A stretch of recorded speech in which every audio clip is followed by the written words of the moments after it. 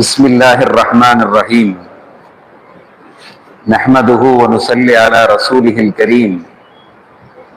أما بعد، فقد قال الله تبارك وتعالى في كلامه القديم وفرقانه المجيد: أعوذ بالله من الشيطان الرجيم. بسم الله الرحمن الرحيم.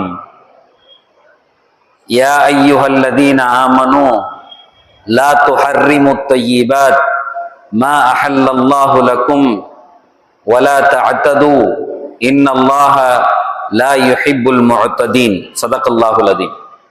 وقال رسول الله صلى الله عليه وسلم: إنما الأعمال بالنيات وإنما لكل امرئ ما نوى. صدق رسول الله صلى الله عليه وسلم. எல்லா புகழும் நம்மை படைத்து ஆளுகிற அல்லாஹ் ஒருவனுக்கே உரித்தானது. ஸலவாத்தும் சலாமும் நம் உயிருக்குயிரான உயிரினும் மேலான கண்மணி நாயகம் முஹம்மதுன் ரசூலுல்லாஹ் ஸல்லல்லாஹு அலைஹி வஸல்லம் அன்னவர்கள் மீதும், அன்னாரின் வழியிலே வந்த சத்திய சஹாபாக்கள், தோழர்கள், நல்லவர்கள், குறிப்பாக இங்கே குழுமி இருக்கிற நம் அத்தனை பேர்கள் மீதும் அல்லாஹ்வினுடைய ரஹ்மத் என்றென்றும் பொழிந்து கொண்டே இருக்கட்டுமாக. ஆமீன். கண்ணியமான உலமா பெருமக்களே, மேடையிலே வீற்றிருக்கக்கூடிய மரியாதைக்குரிய எனது ஆசான்களே, என்னுடைய உஸ்தாதுமார்களே, இந்த விழாவை ஏற்பாடு செய்திருக்கக்கூடிய கண்ணியமான மேலூர் வட்டார ஜமாத்துல் உலமாவினுடைய தலைவர், செயலர், பொருளாளர் உள்ளிட்ட அந்த சபையினுடைய அங்கத்தினர்களே, பெரியவர்களே, வாலிப நண்பர்களே, குறிப்பா மாணவர்களே, ஸ்கூலு, காலேஜு, காலையிலிருந்து உங்களை இங்க கொண்டு வந்து அழகான ப்ரோக்ராம்கள் நடத்தினாங்களா? யூஸ்ஃபுல்லா இருந்துச்சா? நிறைய சொன்னாங்களா? சொன்னாங்களா இல்லையா? நல்லா இருந்தது இல்ல? அதனுடைய தொடர்ச்சியா ஒரு சில செய்தியை மட்டும் சொல்லிட்டு இன்ஷா அல்லாஹ் உங்க ஸ்கூல்ல என்ன செய்யறாங்க அப்படின்னு சொன்னா, அந்த ஃபைனல் எக்ஸாம் வரும்ல, அந்த கொஸ்டின் பேப்பரே உங்கள்ட்ட கொடுத்துட்டாங்க. இதுதான்ப்பா கொஸ்டின் பேப்பரு அப்படின்னு சொல்லி கொடுத்துட்டாங்க. அப்படின்னு சொன்னா நம்ம எல்லாம் என்ன செய்வோம்? படிக்க மாட்டோம் சார் அப்படிங்கிறீங்களா? இல்ல, இப்ப கொஸ்டின் பேப்பர் கொடுக்காட்டியுமா என்ன செய்யறோம்? படிக்காம தான் இருக்கோம். கொஸ்டின் பேப்பர் கொடுத்துட்டா அதை மட்டும் எடுத்து என்ன செய்வோம்? உங்களுக்கு எக்ஸாம் வருது, ஃபைனல் எக்ஸாம் இருக்குல்ல, அந்த கொஸ்டின் பேப்பரே கையில கொடுத்துட்டாங்க. உங்க டீச்சர் கொண்டு வந்து கையில எல்லாருக்கும் ஜெராக்ஸ் எடுத்து கொடுத்தாங்க. இதுதான்ப்பா கொஸ்டின், என்ன செய்ய போறீங்க நீங்க? இதை பார்த்தா போதும், இதே பேப்பர் தான் அங்கேயும் வரப்போகுது. அப்படின்னா என்ன செய்வோம்? நம்மளாம் ரொம்ப ஹாப்பியா இருப்போம். சூப்பர்ரா, எப்படி கொடுத்துட்டாங்க பாரு, நம்ம அருமையா என்ன செஞ்சிடலாம், எதுவுமே படிக்க வேண்டாம், ஜாலியா டெய்லி கிரிக்கெட் விளையாட போலாம், கடைசி நேரத்துல இந்த கேள்வியை மட்டும் படிச்சா போதும்னு சில பேர் படிப்பான். இன்னும் சில பேர் என்ன செய்வான்? ஆமா, கொடுத்தாங்க போகடா, சும்மா இருக்கும் போதே நாங்க படிக்கிறது இல்லை, இப்ப மட்டுமா படிப்போம் அப்படின்னு என்ன செஞ்சிருவான். அப்ப கொஸ்டின் பேப்பரை கையில கொடுத்துட்டு எழுதுங்க அப்படின்னா ஹாப்பியா ஜாலியா இருக்கும். போன வாரம் என்னுடைய கூட இருந்த ஒரு சார் போய் ஒரு பரீட்சை எழுதிட்டு வந்தாரு. என் கூட ஒர்க் பண்ற ஒரு சாரு, நான் காலேஜ்ல டிபார்ட்மெண்ட் ஆஃப் அரபிக் அப்படிங்கக்கூடிய டிபார்ட்மெண்ட்ல ப்ரொஃபஸரா இருக்கேன், ஜமால் முகமது காலேஜ்ல. என் கூட வேலை பார்த்த சாருக்கு ஒரு பரீட்சை போயிட்டு வந்து சொன்னாரு, இந்த எக்ஸாம் கொஞ்சம் வித்தியாசமா இருந்துச்சு சார் அப்படின்னாரு. ஏன் சார்னா, புக் எடுத்துட்டு வந்து எழுதலாம்னு சொல்லிட்டாங்க சார் அப்படின்னு. எப்படி போகும்போதே we can carry our own notes and books. அந்த புக்ஸ் என்ன செஞ்சுக்கலாம், கேரி பண்ணிட்டு போயிடலாம் எக்ஸாம் ஹாலுக்குள்ள. அங்க பேப்பர் கொடுத்தோம்னா அதை திறந்து வச்சு புக்கை பார்த்தே எழுதலாம் அப்படின்னு சொல்லிட்டாங்க. நான் சொன்னேன், அருமையான எக்ஸாமா இருக்காங்க, இதே எக்ஸாம் எங்க 10th பிள்ளைகளுக்கு, +1 பிள்ளைகளுக்கு, +2க்குலாம் வச்சுட்டா எவ்வளவு ஜாலியா இருக்குமா இல்லையா? 6வதுக்கும் வச்சா என்னங்கிறான் இவன். சார் 6வதுக்குமே அப்படி கொண்டு வந்துருக்கு சார், புக்கை பார்த்து எழுதுறதுனா ஜாலியா எழுதுவாங்கிறான். அப்ப அவர்கிட்ட கேட்டேன், ரொம்ப ஜாலியா இருந்திருக்குமே எக்ஸாம் எழுதினு. அடையாங்க நீங்க வேற என்னாரு? ஏங்க என்ன, மொத்தம் அந்த பரீட்சையினுடைய புத்தகங்கள் மட்டும் 10 பாகம். இந்த கொஸ்டினுக்கு ஆன்சர் எங்க இருக்குன்னு தேடுறதுக்குள்ளே 1 மணி நேரம் ஆயிடுச்சான். ஒரு கொஸ்டினுக்கு 10 புக்கையும் எடுத்து எடுத்து பார்த்து எழுதுறதுக்குள்ள ஒரு 2 கொஸ்டின் தான் எழுத முடிஞ்சுங்க, எழுதவே முடியலங்கிறாரு. அப்ப புக்கு கொடுத்தா கூட சில நேரத்துல என்ன செஞ்சிருது, நமக்கு சங்கடமா இருக்கு. ஆனா நம்ம வாழ்க்கை அப்படிங்கக்கூடிய கொஸ்டினை ரசூல்லா நமக்கு அவுட் பண்ணிட்டாங்க. உங்க வாழ்க்கையில நீங்க என்ன செய்யணும்? இப்ப நம்ம எல்லாம் படிச்சுட்டு என்ன செய்ய, நீங்க என்ன செய்ய போறீங்க படிச்சுட்டு? இப்ப என்ன படிக்கிறீங்க? +2. அடுத்து என்ன படிக்க போறீங்க? காலேஜ் என்ன கோர்ஸ், என்ன படிக்கிறது ஐடியா? Computer science. நீங்க என்ன படிக்க போறீங்க தான்? பிடெக். நீங்க பிஏ படிக்கணும்.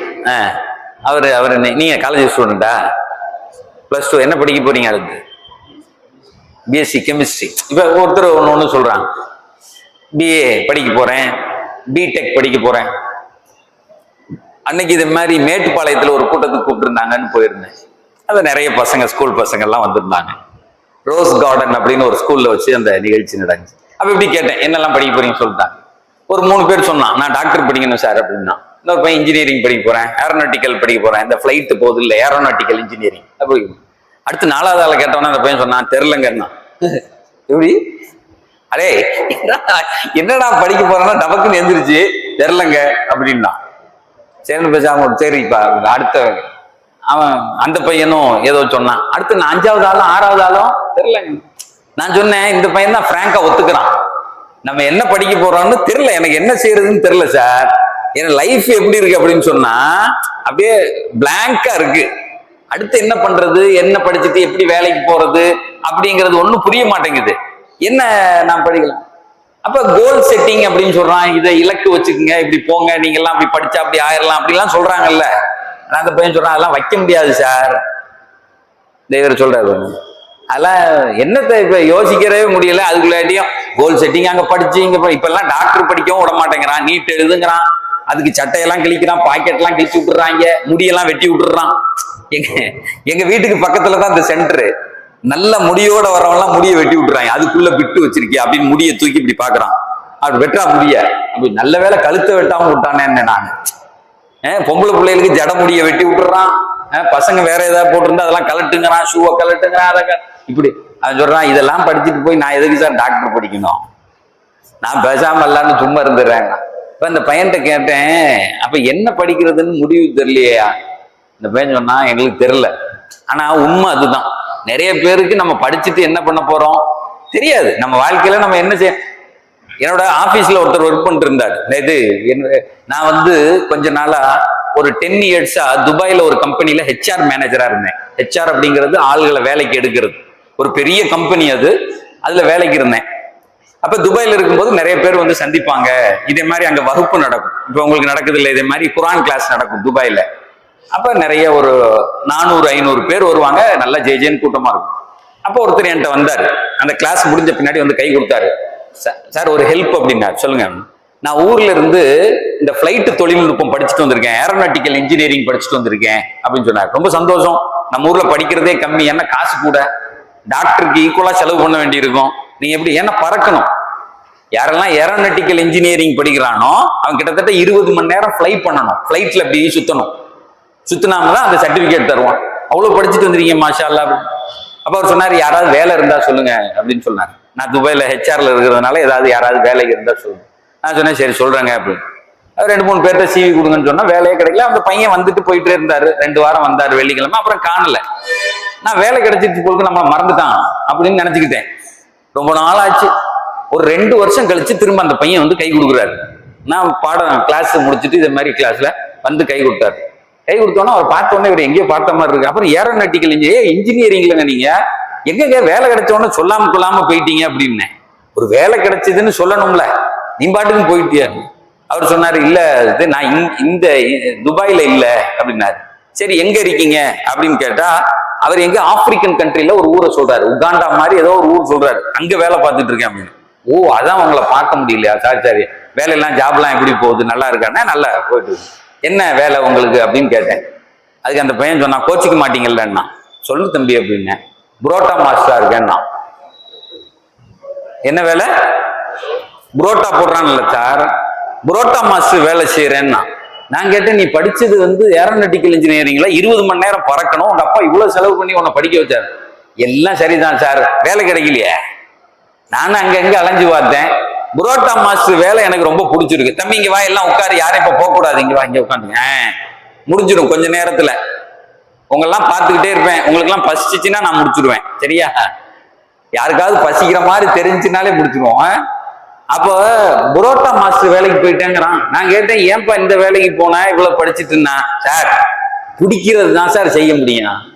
எனக்கு புரோட்டா மாஸ்டர் வேலை பிடிக்குது, 2 லட்சம் ரூபாய் காசு தர்றான், என்ன படிச்சு நான் என்ன செய்யணும்? நான் சொல்றது புரியுதா? நிறைய உங்களை ஸ்கூல்ல பயம் காட்டுவான். உங்களுக்கு கோல் எல்லாம் தெரியுமா, செட்டிங், கோல் செட்டிங், இப்படி போகணும் அப்படி போகணும்னா. எது சம்மந்தம் இல்லாம நீங்க போய் வெளிநாட்டுல பாத்தீங்கன்னா ஏதோ படிச்சுட்டு ஏதோ ஒரு வேலையை செய்வான். சோத்துக்கு வேணும்ல, நம்ம எல்லாம் அம்பானி வீட்டு பிள்ளைகளா, காசு இங்க கொட்டி வச்சுக்கிட்டு வேலைக்கு தேடுறதுக்கு, அடுத்த வேலை சோறு இல்லைன்னா விரட்டி விட்டுருவாங்க வீட்டுல இருந்து, ஓடு போய் ஏதாவது ஒரு வேலையை பாருன்னு பார்க்கணும், புரியுதா? அப்ப அதுக்கு வந்து ரசூல்லா நமக்கு ஒரு வழியை காமிக்கிறாங்க. எப்படி தெரியுமா? நம்ம குணத்துக்கு நம்ம என்ன படிச்சா வேலை கிடைக்கும், எப்படி நமக்குன்னு ஒரு ஒரு சிஸ்டம் இருக்கும்ல, அதுக்கு என்ன படிச்சா நமக்கு ஆப்டான வேலை நமக்கு என்ன கிடைக்கும், அதை வச்சு வாழ்க்கையில எப்படி செட்டில் ஆகலாம், லைஃப்ல எப்படி ஜாலியா இருக்கலாம் அப்படிங்கிறதுக்கு ஒரு செய்தியை நமக்கு ரசூல்லா சொல்லி தர்றாங்க. அந்த செய்தியை நான் இந்த நிகழ்ச்சி முடியும் போது சொல்லுவேன், கடைசியா அதை சொல்லுவேன். அதை நான் சொல்ல மறந்துட்டேன்னா நீங்க எல்லாம் கேட்டுக்கலாம், சரியா? அது வரையும் என்ன செய்யணும், அமைதியா கேட்கணும். அந்த நான் சொல்ல போறேன்ல பின்னாடி கடைசியா, அது வரையும் அமைதியா கேட்கணும். நான் சொல்லாட்டி நீங்க அதை கேட்டுக்கிட்டீங்கன்னா, அதை நீங்க செஞ்சீங்கன்னா நீங்க என்ன படிச்சு என்ன வேலை செஞ்சா நல்லா இருப்பீங்க அப்படின்னு நீங்களே உங்களே ரூட் ஆகும். நீங்களே அதுக்கு என்ன செஞ்சிருவீங்க, அந்த வேலையை, அந்த படிப்பை படிச்சுட்டு அந்த படிப்பும் உங்களுக்கு பிடிக்கும், அந்த வேலையும் உங்களுக்கு பிடிக்கும், அதுல லைஃப்ல நல்ல காசு வரும், அதுல ஒரு பெரிய ஒரு 5000 ஸ்கொயர் ஃபீட்ல வீடு கட்டி நல்ல ஒரு பெரிய காரை வாங்கி வாசல்ல நிப்பாட்டி ஜம் ஜம்முன்னு வாழலாம். அது நல்லா இருக்குல்ல? அப்படித்தானே? இல்ல நம்ம என்னமாவது ஒன்ன படிச்சு போட்டு அந்த பையன் புரோட்டா மாஸ்டரா போனானே, அந்த மாதிரி வேலைக்கு என்ன செய்யக்கூடாது, போகக்கூடாது. போய் மாட்டிக்கிட்டு எதுக்கு அவ்வளவு தூரம் நம்ம படிக்கணும் அப்ப அப்படின்னு. இப்ப நாயகம் ஸல்லல்லாஹு அலைஹி வஸல்லம் என்ன சொன்னாங்கன்னா, கொஸ்டின் பேப்பரை அவுட் பண்ணிட்டாங்க. நமக்கு வாழ்க்கை அப்படிங்கக்கூடிய இதுல என்ன கொஸ்டின் பேப்பர் அப்படிங்கறத அவுட் பண்ணிட்டாங்க. என்ன கொஸ்டின் பேப்பரு அப்படின்னா, பெருமானார் சொல்றாங்க, மறுமை நாளையில அல்லாஹ் எழுப்புன உடனே ஹதீஸ்ல வருது, லன் யஸால கதமா அப்தின் ஹத்தா யுஸ்அல அன் அர்பஇ ஹிசாலின். ரசூலுல்லாஹ் சொல்றாங்க, லன் யஸால கதமா அப்தின் ஹத்தா யுஸ்அல அன் அர்பஇ ஹிசாலின். 4 கேள்விக்கு பதில் சொல்லாத வரையும் மனுஷன் தான் இடத்தை விட்டு கியாமத்து நாள்ல நவர முடியாது அப்படின்னு சொல்லிட்டான். 4 கேள்விக்கு பதில் சொல்லி ஆகணும். கியாமத்து நாள்ல எல்லாரையும் எழுப்புன பின்னாடி 4 கேள்வி எல்லாம் கேட்பான். இந்த கேள்வி என்ன, நான் இப்ப சொல்லி முடிச்ச பின்னாடி கடைசியா பயான் முடிக்கும் போது இதை கேட்பேன். யாராவது பதில் சொல்ற ஒருத்தருக்கு ஒரு பிரைஸ் உண்டு இன்ஷால்லா, சரியா? யாராவது சொல்றவங்களுக்கு ஒரு பிரைஸ். அப்ப கேக்குறாங்க, 4 கேள்வி கேட்பான் அப்படின்னு சொன்னாங்க. அப்ப 4 கேள்வி என்னென்ன அதையும் ரசூலுல்லாவே சொல்லிட்டாங்க. இந்த 4 கேள்வி தான் கேட்பான். அதனால கொஸ்டின் என்ன ஆயிடுச்சு, அவுட் ஆயிடுச்சு. நமக்கு ஏற்கனவே கொஸ்டின் தெரிஞ்சு போச்சு. இந்த கேள்வி தான் கேட்பான்னா நம்ம என்ன செஞ்சிடலாம், ஈஸியா அதுக்கு தோதுவா வேலையை பார்த்து அதுக்கு பதில் சொல்லிட்டு போயிடலாம், அப்படித்தானே?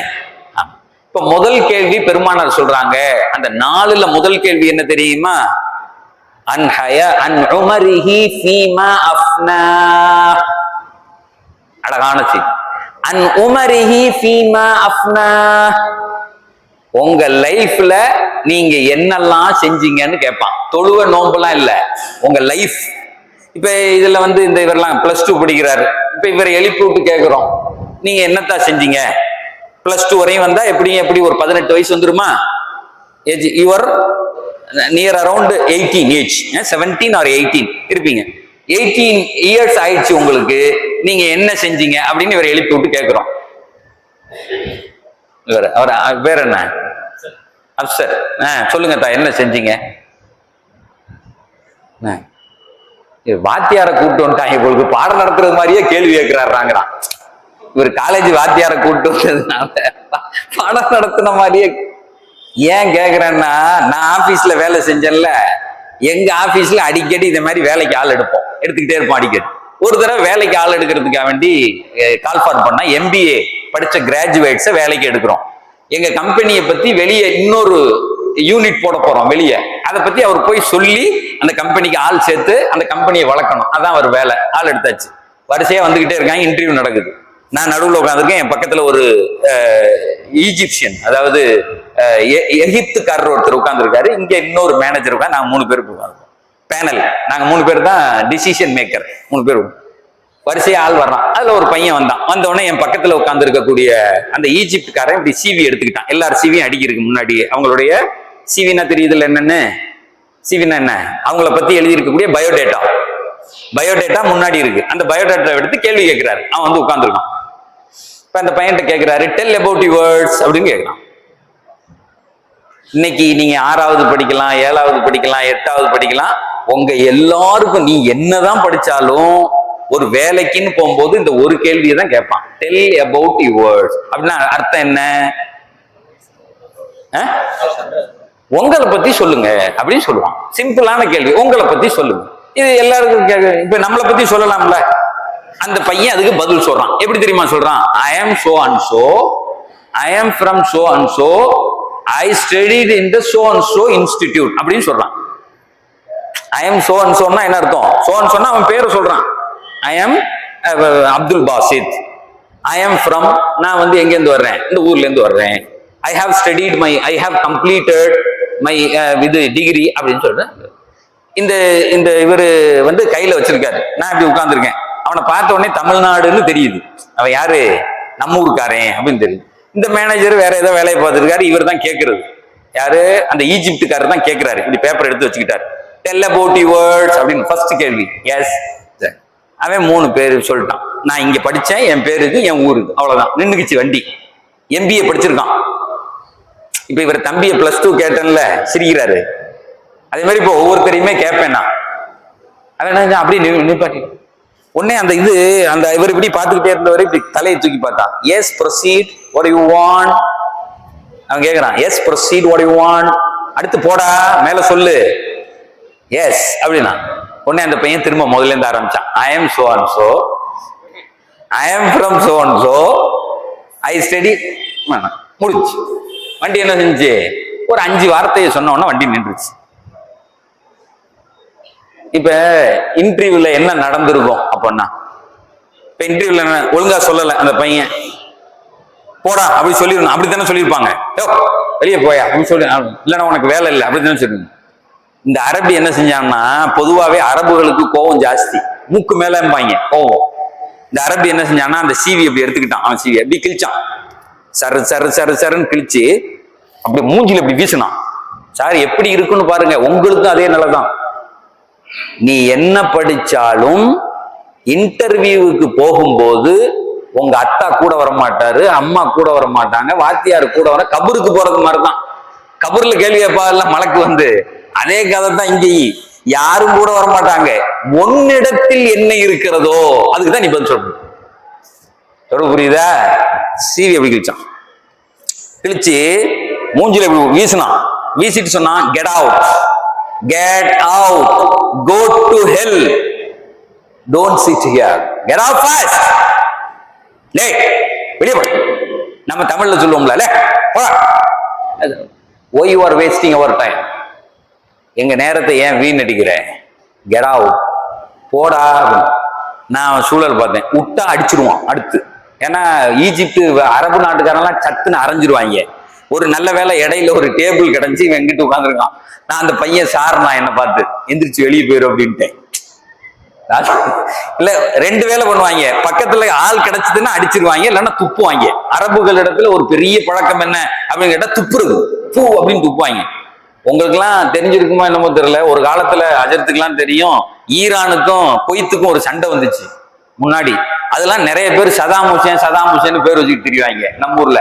அப்ப குவைத்து ஈரான் வாருங்கிறது பயங்கர. ஈராக் வார் வந்து வேற, அந்த சண்டைக்கு வேற எந்த காரணமும் கிடையாது. ஏதோ இப்படி மீட்டிங் நடந்துகிட்டு இருக்கும்போது குவைத்து மன்னர் ஈரான் மன்னருடைய மூஞ்சில துப்பிட்டார். அவ்வளவுதான். குவைத்து மன்னர் என்ன செஞ்சிட்டாரு, அவங்களுக்கு அப்படி கோவம் வரும், பூன்னு துப்பிட்டான் மூஞ்சில. அவன் பார்த்தான், இவ்வளவு பெரிய நாடு, 1/2 மணி நேரத்துல உன காலி பண்ற பாருன்னு உள்ள படை இறங்கி பெரிய சண்டையாகி அது பயங்கரமா அந்த ஆளையே கொலை பண்ணிட்டாங்க. அந்த சதாம் ஹுசேனையே கொலை பண்ணாங்க. ஒரே காரணம் தான், துப்புனுது. அரபுகள் இடத்துல தூணு முகத்துல துப்பு. நான் சொன்னேன் எந்திரிச்சு போயிடுறான்ட்டேன். இதுக்கு மேல உட்கார்ந்து இருந்தா அவன் டென்ஷன் ஆயிடுவான், அடிச்சு போடுவான், துப்பிடுவான், போயிரு அப்படின்ட்டு போயிட்டான். இந்த பையன் வாசலுக்கு வெளியே நிக்கிறான். இப்ப நாங்கள்லாம் எல்லாம் முடிச்சுட்டு ஆளுகள்லாம் எடுத்துட்டு இதுல பண்றோம். அப்ப இன்னொரு பையன் அங்க வேலைக்கு வர்றான். அவனை வந்து இன்டர்வியூ பண்றாங்க. அவன் சொல்றான் இது மாதிரி தெல்ல போட்டு யுவர்ஸ்ன்னு சொல்லிட்டு சிவி. அவன் பயங்கரமா பேசுறான். நான் யாரு தெரியுமா, நான் இந்த ஊர் I'm from so and so, I'm doing தான், உங்க கம்பெனியை பத்தி எனக்கு தெரியுங்கிறான். யாரு? இப்ப இன்னைக்கு வேலைக்கே சேரல, இன்னைக்குதான் இன்டர்வியூக்கே வர்றான். அவன் சொல்றான் உங்க கம்பெனியை பத்தி எனக்கு நல்லா தெரியும், நீங்க அந்த பண்றீங்க இந்த பண்றீங்க, இன்ஷா அல்லாஹ் நாளைக்கு மூன்ல உங்க கம்பெனியை திறக்கிறதுக்கு நான் ஹெல்ப் பண்ணுவேங்கிறானே. மூணு எங்க இருக்கு? நிலா இருக்குல்லத்தா, உங்களுக்கு ஒரு கம்பெனி அங்க ஓபன் பண்றதுக்கு நான் ஹெல்ப் பண்ணுவேங்கிறான். நான் பார்த்தேன் என்னடா இப்படி வாய் பேசுறான் இவன். அவன் சொல்லிட்டு அப்புறம் டக்குன்னு சிவி எடுத்து இப்படி திருப்பி பார்த்தா ஒன்னும் படிக்கல, 10வது தான் போட்டிருக்கு. அவரு முன்னாடி வந்தார்ல, அவர் MBA கிராஜுவேட், இவர் 10வது. சரின்னு வச்சுட்டேன் சிவி. இவங்க முடிவு பண்றது நம்ம எல்லாரும் சேர்ந்து பேசி முடிவுலாம். வெளியே மாடியில எங்களுக்கு ரூம்பு வந்து வெளியே வந்து அந்த காரிடர்ல படியில ஏறுறோம். அவர் முதல்ல அந்த மேல உள்ள ஒரு போயிட்டாரு மேனேஜர், அடுத்து இவன் ஏறிட்டான், அந்த இவன் ஏறிட்டான் ஈஜிப்சியன், அடுத்து நான் 3வது ஏறுறேன். இந்த பையன் பின்னாடியே வந்தான். இந்த தமிழ்நாட்டுக்கு வர்றேன் சார் அப்படின்னா. நின்ன உடனே அந்த பையன் கேட்டான், சார் எனக்கு ஒரு ஹெல்ப் பண்ணுங்க அப்படின்னு. சொல்லுப்பா அப்படின்னு. இந்த வேலை எப்படியாவது வாங்கி கொடுங்க. நான் சொன்னேன், ஏண்டா அவன் கேட்டான்ல, ஒரு தடவைக்கு 2 தடவை கேட்டான். MBA படிச்சிருக்கல, உன்னை பத்தி ஒரு 1/4 மணி நேரம் சொன்னா என்ன, அது செஞ்சிருக்கேன் சும்மா. அதாவது இன்டர்வியூ பொறுத்தளவு அவங்க நிப்பாட்டுன்னு சொல்ற வரையும் நம்ம பேசிக்கிட்டே இருக்கணும். அவங்க நிப்பாட்டுன்னு சொல்லணும், போதுவியா அப்படின்னு சொல்லணும். நாங்க அவர் நிப்பாட்டுன்னு சொல்ற வரையும் நீ பேசணும்ல, நீ பாட்டுக்கு உட்காந்துருந்தானா அவன் எப்படி வேலை கொடுப்பான் அப்படின்னு சொன்ன உடனே, சார் அவன் ஒரு ஆயுதத்தை எடுத்தான் பாருங்க. நானே பயந்துட்டேன். பயங்கரமான ஒரு ஆயுதத்தை எடுத்தான். என்ன ஆயுதம் தெரியுமா? பொறுக்குன்னு அழுகுட்டான். அழுகுறான். ஏண்டா இதுக்கு அழுகுறான்னா கண்ணன் தனியா ஊத்துட்டு சொன்னான், சார் எனக்கு தமிழ்ல சொல்றான், எனக்கு வந்து 3 அக்கா தங்கச்சி சார், நான் தான் எங்க வீட்டுல பாய், ஒரே ஒரு பையன். எங்க அப்பா வட்டிக்கு கடன் வாங்கி என்னை அனுப்பி விட்டுருக்காரு. நான் சொல்றது புரியுதா? வட்டிக்கு காசு வாங்கி படிக்க வச்சு என்னை அனுப்பி விட்டுருக்காரு. இந்த வேலை கிடைக்கல அப்படின்னு சொன்னா செத்து போயிடுவேன். எப்படி சொல்றான்? செத்து போயிடுவேன். எனக்கு தெரியும் தமிழ்நாட்டுல 3 அக்கா தங்கச்சி, அப்பா விவசாயியா இருக்காருன்னா அந்த குடும்பம் எப்படி இருக்குன்னு நமக்கு தெரியும்.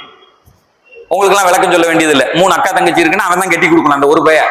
அப்பா என்ன செய்யறாரு? விவசாயம் இருக்க, வேற வழியே கிடையாது.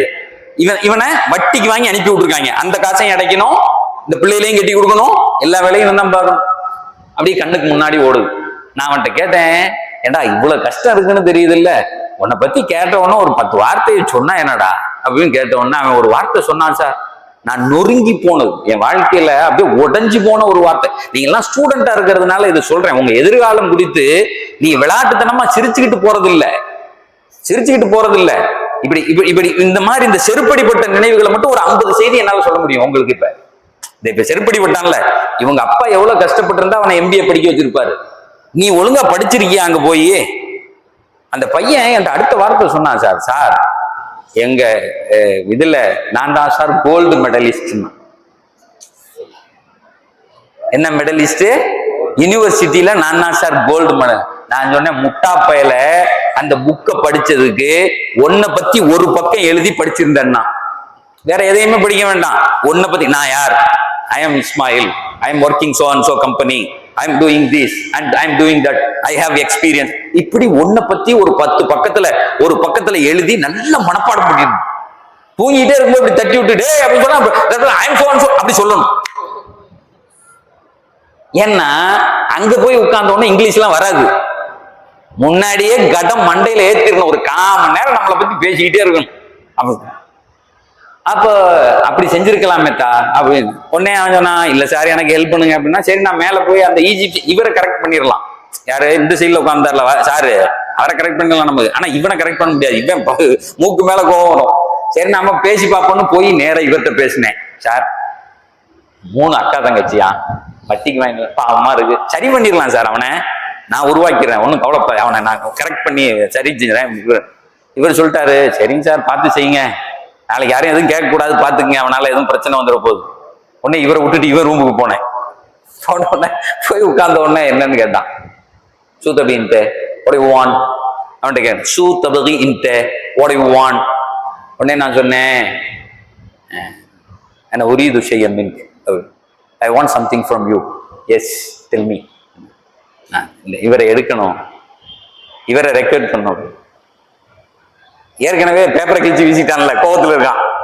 நான் சொன்னேன், 3 அக்கா தங்கச்சியா இந்தியால எங்களுக்கு தெரியும். தமிழ்நாட்டுல ஒரு அப்பனுக்கு 3 அக்கா தங்கச்சி இருந்து ஒரு பையன் இருந்தான்னா அவன் பாடு என்னன்னு எங்களுக்கு தெரியும். 2வது வட்டிக்கு வாங்கி அனுப்பியிருக்காங்கண்ணா, கொஞ்சம் எனக்காக வேண்டி. உடனே அவன் சொன்னான், இந்த இவர்கிட்ட கேட்டியா அப்படின்னா. நான் சொன்னேன், அவர்கிட்ட பேசிட்டு தான் வந்தேன். விவரமான ஆளுகடா நீங்க எல்லாம், என்ன சொல்றான், போய் முதல்ல பேசிட்டு தானே வர்றேன்னா. நான் சொன்னேன், இல்லை. அப்படி சொன்ன உடனே என்கிட்ட அவன் ஒரு வார்த்தை சொன்னான், சார் இங்க பார், நீயும் அவரும் சேர்ந்து எடுக்கலான்னு முடிவு பண்ணலாம் அப்படின்னு சொல்லிட்டு அல்லாஹ்வுக்கு பயந்துக. அவன் என்கிட்ட சொல்றான், சார் வல்லாஹி அலைக அன் தகாஃப் அல்லாஹ் சொன்னான். வல்லாஹி அலைக அன் தகாஃப் அல்லாஹ் லிஅன்னஹு லா யஸ்ததீஉ அன் யுத்ஹிர நஃப்ஸஹு கைஃப ஹுவ யுத்ஹிரு அலா ஷரீகத்தினா. He is not able to express himself how he is going to express about our company. ஒரு கம்பெனியை நம்பி ஒப்படைக்க போறோம், அவனை பத்தி 10 வார்த்தை சொல்ல தெரியல, இவன் நம்ம கம்பெனியை வளர்ப்பான். எதையோ கலட்டி அடிச்சது மாதிரி இருந்துச்சு. என்ன சார் கேட்கிற கேள்வி நியாயமான கேள்வி இல்ல. உன்னை பத்தியே 10 வார்த்தை பேச தெரியல, இந்த கம்பெனியை நீ எப்படி அப்ப இவன் வளர்ப்பான்? அல்லாஹ்வை பயந்துக்கணும்னா நான் சீட்டை விட்டு எந்திரிச்சிட்டேன். நீ யாரை போடணும்னு விரும்பியே போட்டுக்கப்பான்ட்டு வந்துட்டேன்.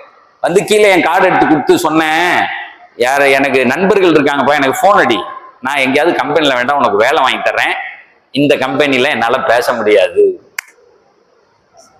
இப்ப ஹிட் லிஸ்ட்ல அந்த இன்னொருத்தன் 3ல கம்பெனி திறக்க போறான்ல, அவன் இருக்கான், அவனை வச்சிருக்காங்க, அவனை எடுக்கலாம் அப்படின்னு. அப்ப அவனை கூப்பிட்டு பேசுறேன், இங்க வார, அவனை உருதுல பேசுறான், அவனுக்கு தமிழ் தெரியல, உருது அந்த சைடு மும்பை அந்த ஏரியா நல்ல வந்தான். அவன்கிட்ட கேட்டேன், நீ எப்படா? आप कैसे ऐसा बात करते हैं ना, कैसे मून में कैसे खोलेंगे हमारे कंपनी को அப்படின்னா, how you are going to open our company in moon அப்படின்னா. உடனே அந்த பையன் சொன்னா, இங்க வாங்க சார், எனக்கு மூணும் தெரியாது காணும் தெரியாது, உங்க கம்பெனி என்னெல்லாம் எனக்கு தெரியாது, எனக்கு இந்த கம்பெனில வேலை வேணா நான் பேசுறேன், அவ்வளவுதான். எப்படா இப்படி பேசுறேன்னு கேட்டேன். 9th முடிச்சு 10th தான் படிச்சிருக்கான், எப்படா இப்படி பேசுறேன்னு. அதுக்கு அவன் ஒரு பதில் சொன்னான், நான் மும்பையில பிறந்து வளர்ந்தவன் சார், இப்படிலாம் பேசாட்டி பேண்ட்டை கழட்டிடுவான் சாருங்கிறான். எங்க மும்பையில உள்ள முக்கியமான ஏரியால பிறந்து வளர்ந்தேன், இப்படிலாம் வாய் பேசாட்டி என்ன நிக்க வச்சு பேண்ட்டை கழட்டிடுவாங்க, ஒண்ணும் செய்ய முடியாது, பேசித்தான் வேணாம். எவ்வாறு உங்கள்கிட்டையும் கூட 6500 ரூபாய் கொடுத்தா வேலைக்கு இருப்பேன், இல்லைன்னா வரமாட்டேங்க நானே. அந்த கட்ஸ், அந்த முன்னாடி உள்ளவன், நீங்க குட்ட காசு கொடுங்க சார்னா, நீ எது குத்தியே பரவாயில்ல சார், அச்சா வாங்கிக்கிறேன், காசை வாங்கிட்டு போறேன்னு. 6500 ரூபாய் எனக்கு ரேட்டு. நான் சொல்றது புரியுதா? நீங்க எங்க போகணும், உங்க கூடிய இடம் இருக்கிறதே, இந்த மாதிரி போகும்போது இந்த திறமைகள் இருக்கணும். அடிச்சு சொல்றேன், இது பள்ளிக்கூடங்கள்ல சொல்லி தரப்படுறது இல்லை. ஒன்னு அப்படியே வளர்த்துருவான். இப்ப அவன் சொன்னானே, நான் வந்து கோல்டு மெடல்னு, அதை வச்சு என்ன செய்ய? நக்கதான் முடியும். கோல்டு மெடலை வச்சு என்ன செய்ய? வேற ஒண்ணுக்கும் உதவலையே, வாழ்க்கைக்கு உதவலையே. வாழ்க்கைக்கு உதவணும்ல சார், படிச்ச படிப்பு ஹயாத்தக். பெருமானார் சொன்னாங்க, உங்க வாழ்க்கையை நீங்கள் எப்படி கழித்தீர்கள் அல்லாஹ் கேட்பான். இப்ப இது நம்ம எப்படி பதில் சொல்றது? இப்போ ஒவ்வொருத்தருமே ரெடி ஆயிட்டான் டக்குன்னு, +2. ஆஹா, இவர் வந்து இப்ப அப்படிதான் இருப்பாரா, அல்லது வந்து அந்த ஈஜிப்சியன் மாதிரி மாறிடுவாரா அப்படிங்கலாம். அப்ப வாழ்க்கையில நம்ம என்ன வாழ்க்கையில இருந்தோம் அப்படிங்கறது அல்லாஹ் கேட்டா என்ன பதில் சொல்லுவோம்? சொல்லுங்க பாப்போம். 18 வயசு ஆயிடுச்சு இல்ல, 20 வயசு ஆயிடுச்சு இல்ல, யாருக்கு எப்ப மரணம் வரும் தெரியாது. இப்ப போன உடனே அல்லாஹ் கேட்பான், உனக்கு ஒரு வாழ்க்கை கொடுத்துருந்தேன்ல, அதை எப்படி கழிச்ச அப்படின்னு கேட்பான். அன் உமரிஹி ஃபீமா அஃப்னா. அடுத்து 2வது கேள்வி, அன் ஷபாபிஹி ஃபீமா அப்லா. வாழ்க்கைனால எல்லாமே வந்துடும், ஆனா திரும்ப அதுக்குள்ள ஒரு கொஸ்டின் உண்டு. அது என்ன தெரியுமா? உங்களுடைய யூத்தை எப்படி கழிச்சுங்க? யூத்னஸ். இப்ப இருக்கீங்கல்ல நீங்கெல்லாம் 10th +1 +2, இதுதான் உங்களுக்கான அந்த வாழ்க்கைக்கான சந்தர்ப்பம். அதாவது புரியவும் செய்யாது, ஆனா புரிகிற மாதிரி நடிக்கணும், பெரியவன் மாதிரியும் ஆக்ட் பண்ணிக்கணும், ஆனா விளங்கவும் செய்யாது, எதை கேட்டாலும் புதுசா இருக்கும். ஆனா என்ன செஞ்சுக்கணும்னா, அப்படி பார்க்கும்போது லேசா மீச வந்துடும், தாடி வந்துடும், பெரியவன் மாதிரி அப்படி ஒரு நடிச்சுக்கணும், எல்லாருக்கும் அப்படி ஒரு மாதிரி நடந்து போனோம், ஆனா ஒரு இடம் விளங்காது.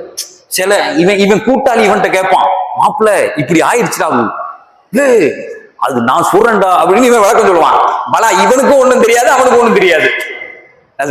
அதனாலதான் ஃபெனட்டிக் ஏஜ் அப்படிங்கிறான். It is a ஃபெனட்டிக். அது ஒரு லூஸ்தனமான காலம். பெருமானாரே சொல்லுவாங்க மஜ்னூன், அது ஒரு என்னது ஜுன்னூனன், அது ஒரு ஃபெனட்டிக் ஏஜ். புரியாது, ஆனா புரியுற மாதிரி இருக்கணும். அப்ப அந்த காலத்தை பத்தி அல்லாஹ் கேட்பான், நீங்க என்ன செஞ்சீங்க? அதுக்கு என்ன பதில் சொல்லுவோம்? பதில ரெடி பண்ணா தானே சொல்ல முடியும். இப்ப என்ன செய்யறோம்? எல்லாரும் மொபைல் போனை கையில வச்சிருக்கோம். 24 மணி நேரம் அதுல என்ன செஞ்சுட்டு இருக்கோம்? அப்படியே நம்ம பார்த்துக்கிட்டு ஏதாவது ஜாலியா ஒரு 1/4 மணி நேரம் பள்ளியாசல்ல இங்க கூப்பிட்டு வந்து உட்கார வச்சுட்டோம் அப்படின்னு சொன்னா நம்மளால உட்கார முடிய மாட்டேங்குது, இடுப்பு. குரான்லாம் அன்னைக்கு ஒரு பையன் சொல்றான், சார் ஒரு மாதிரியே கழுது, ஏன் 1/4 மணி நேரம் குரான் ஓதுனேன் சார், கழுத்து பிடிச்சிக்கிச்சு சாருங்கிறான். நைட்டு முழுக்க மொபைல் பாக்குறானே, குனிஞ்சுக்கிட்டே பாக்குறான். எங்க பிள்ளையெல்லாம் குனிஞ்ச தலையை நிமிராதவங்க, அப்படியே பார்த்துட்டே இருக்கும். மொபைல் கையில கொடுத்தோன்னா ஓப்பன் சோர்ஸ், எது வேண்டாலும் பார்க்கலாம், எல்லாமே கொட்டி கிடக்கு. இந்த வயசுல நம்ம எதை தேடுறோம், எதை பாக்குறோம்? ஒரு சார் அன்னைக்கு வந்து சொன்னாரு, சார் என் பையன் நான் போனாலே சண்டுக்குள்ள ஒழுகிறான் சார் அப்படின்னு போன் எடுத்துக்கிட்டு. ஏன் சார் அவன் அப்படி ஓடுறான்? நான் சொன்னேன், இது விளங்காமையா நீங்க கேக்குறீங்க, அவன் ஏன் ஒழுகிறான்? சார் அத்தா வந்தாருன்னா சந்துக்குள்ள, என் கிளாஸ்ல நான் சொன்னேன், எங்க அத்தா காலத்திலாம் நாங்க எங்க வாப்பா வீட்டுக்குள்ள வந்தாங்கன்னா எந்திரிச்சு நிற்போம், அல்ல கொஞ்சம் ஓரமா அப்படி ஒதுங்கி வாப்பா வரால அப்படின்னு ஓரமா ஒரு ரூமுக்குள்ள போயிடுவோம், டக்குன்னு அப்படி நிக்க மாட்டோம், எதிர்த்தாப்புல கொஞ்சம் வர்றாள் அப்படின்னு. ஒரு பையன் உடனே எந்திரிச்சு போவோம். நாங்களும் அப்படித்தான். எங்க வாப்பாலாம் தெருவாசல்ல வந்தா நான் பெறவாசல்ல போயிருவேன் சார், நான் பின்னாடி திறந்துக்கிட்டு. ஏன்டானே ஒரே நொயம்பாரு சார் அந்த ஆளு. எப்ப அவன் சொல்றான், எப்ப பார்த்தாலும் ஏன்டா மொபைலோட, ஏன்டா இப்படியே எவ்வளவுதான் ஒரு மனுஷன் கேட்கறது. அங்க வர்றாருனால இங்கிட்டு போயிருவோம். அவருக்கு பேரே நாங்க மிஸ்டர் பெர்ஃபெக்ட்னு வச்சிருக்கோம். நானே மிஸ்டர் பெர்ஃபெக்டா, இது செருப்பு சரியில்லை, புக் அங்க இல்ல, பேப்பர் இங்க இல்ல, இப்படியே கேட்கறான். அல்லாஹ் நாளைக்கு கேட்பான், உங்க இளமையை நீங்கள் எப்படி சரிபடுத்தினீர்கள் கேட்பான். இளமையில 2 விஷயம் உண்டு, ஆரோக்கியம் உண்டு, ஹெல்த். அதை எப்படி வச்சிருந்தீங்க கேட்பான். 2வது மென்டல் ஹெல்த், அதை எப்படி வச்சிருந்தீங்க கேட்பான். நாயகம் ஸல்லல்லாஹு அலைஹி வஸல்லம் நமக்கு ஆரம்பத்துல ஒரு செய்தியை சொல்லி தந்தாங்க. 5 விஷயத்தின் மீது இந்த மார்க்கம் அமைக்கப்பட்டிருக்கிறது. அந்த 5 விஷயத்தை தான் மிஷனா பெருமானார். மிஷன் என்னன்னு தெரியுது இல்ல? ஒரு the meaning of mission. Mission vision சொல்லுவாங்க இல்லையா? ஒரு மனிதனுடைய விஷன், அதற்கான மிஷன். மிஷன்னா என்னது? பார்வையா? என்ன சார் மிஷன் என்ன அர்த்தம்? இவரே மாட்டேன் தொலைநோக்கு. வேற என்ன அர்த்தம்? வேற student, I want from you.